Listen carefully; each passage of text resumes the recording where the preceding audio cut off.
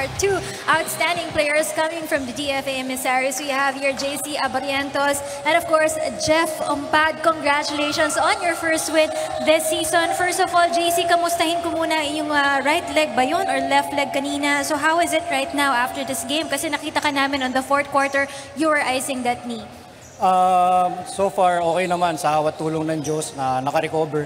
Na-sustain namin yung game, talagang sobrang milyong salamat sa Diyos kasi sobrang emotional kami kasi ito yung unang panalo ng DFA from volleyball, from executive face-off, so basketball. Talagang dinedicate namin talaga para sa department saka sa beneficiaries. So sobrang wala akong masabi kasi talagang tagal namin hinintay ito nila Coach Butch, nila Sir Bob. So talagang speechless. Speaking of that emotions, na sabi mo nga it's mixed emotions for this ball game dahil sa unang panalo nyo. But how are you able to set aside those emotions and be able to focus well on this ball game? Napakaganda ng performance mo also. Talagang nag-reset kami back to basic. Kasi darating talaga yung times na talagang mixed emotion na, marami kami iniisip. Di namin alam kung paano na kami mananalo sa game. So talagang nag-collective effort kami, mga teammates ko, from coaching staff to management. Talagang ginawa namin yung best namin para makuha yung first win namin. JC, saan ang galing yung confidence mo into this ball game? Dahil na kahit malakas ang kupunan dito ng PNP, talaga naman dire-diretso ka sa layup mo, sa mga 3 points mo, wala talagang umahad lang sa'yo sa larong ito. Ang inspiration ko talaga, yung number one, yung family ko, na laging supportive sa parents ko. Kahit lagi silang napapagod, kasama lagi sila sa panalangin ko na laging nakasupport sa mga bata. Kahit minsan late na kami nakakauwi, nag-iinsayo kami. Saka nagpapasalamat din ako sa mga kasama ko na talagang laging nandiyan dyan para sa amin. Saka sa mga boss, yun lang po.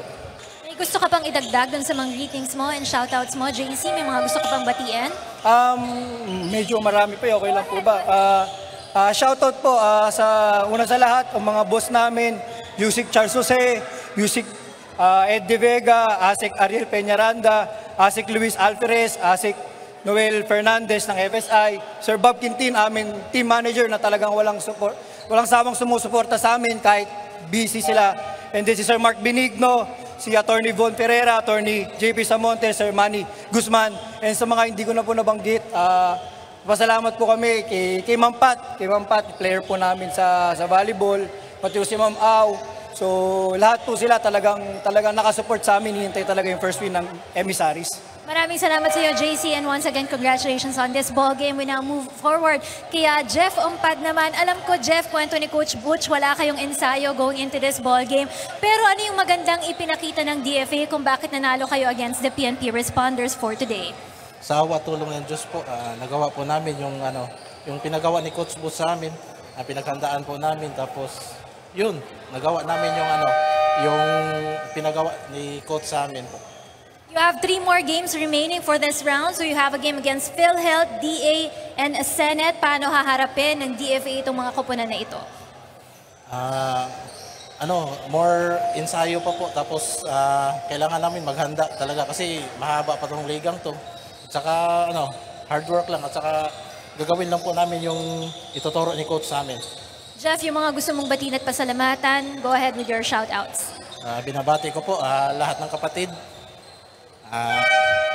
Sa lokal ng Ulango Island, tapos lokal ng Suka, tapos yung boss namin sa DFA. Yun lang po.